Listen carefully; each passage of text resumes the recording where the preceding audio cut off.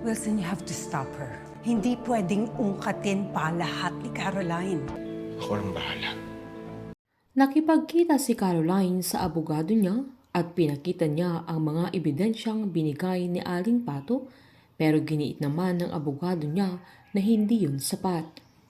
Nanindigan ang dalaga na witness si Pato dahil nakita niya si Cindy na duguan, pero pinaliwanag ng abogado niya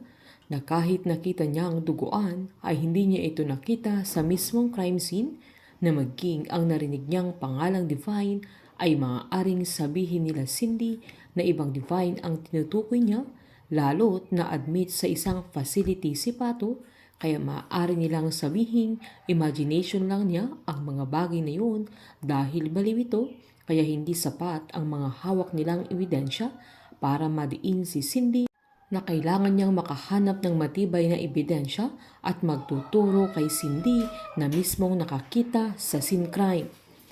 Nanindigan naman ang dalaga na hindi hayaang matatakasan ni Cindy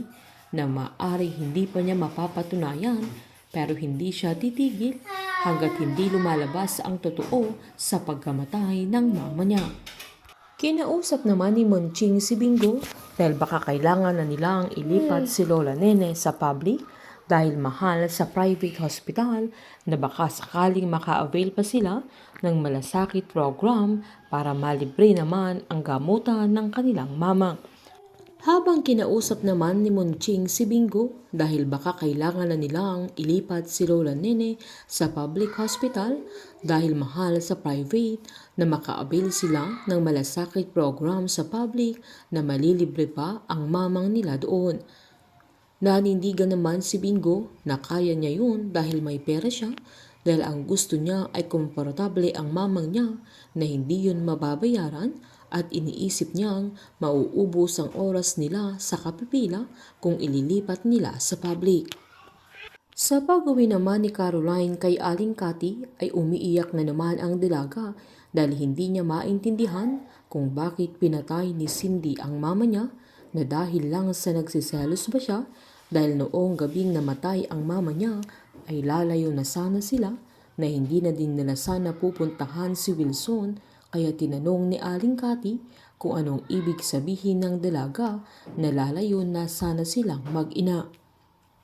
Kinento ni Caroline na noong tinanong niya ang mama niya na kung pupunta sila sa bahay nila Wilson ay sinaad ng mama niya na hindi na, at biglang may nag-doorbell na hindi niya alam kung sino yung dumating, na pagbaba niya ay patay na ang mama niya, kaya agad namang tinanong ni Aling Cathy kung gaano katagal siya iniwan ng mama niya, at agad niyang sinabi na mga 30 minutes pa.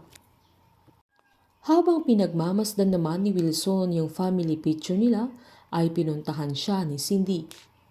Sinabihan ni Cindy ang asawa niya na kailangan niyang pigilan si Caroline dahil hindi na niya pwedeng ungkatin ang lahat, dahil kung hindi siya titigil ay siya lang ang masasaktan sa mga malalaman niya, na agad namang sinabi ni Wilson na siya na ang bahala sa anak niya. Ano pang mga lihim sa nakaraan ang pilit na tinatago nila Cindy at Wilson kay Caroline, na kahit anong gawin nila ay desidido na ang dalaga na uungkatin niya ang lahat, makamit lang ang hustisya para sa kanyang mama.